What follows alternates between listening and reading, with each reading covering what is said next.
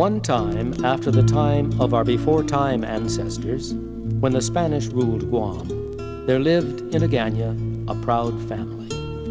The father, a Spanish aristocrat, and the mother, a Chamoru of noble blood. But it was the daughter who captured the eyes and the hearts of all. One day, a Spanish captain came to court her.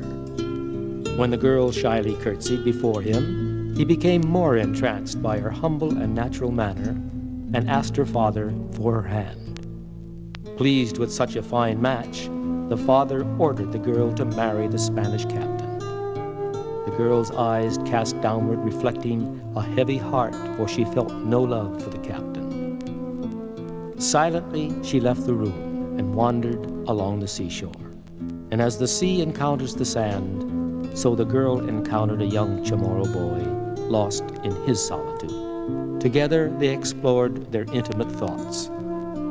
Soon they knew that they had found true love in each other. And as a baby bird will discover its feathers can become wings, so the girl discovered her love, gave her the courage to tell her father she could not marry the captain. In anger, the father ordered his daughter not to leave her room. Carefully, he watched her during the day, but by night he slept. And so it was by night that the Chamoru boy came and helped the girl escape. In the morning, the father discovered his daughter gone, and in a fury, informed the captain, who dispatched soldiers to find her. It was past noon before the two were sighted near Tumon Bay, where the Chamoru boy had hidden a canoe for their escape to another island. But the fast approaching Spanish soldiers forced them to retreat to the base of the tall cliff at the north end of Tumon Bay. Moments later, the two lovers decided that their only escape was to the top of the cliff. But when they reached the summit, they found they were surrounded. On one side, the soldiers, and on the other, the crashing sea hundreds of feet below.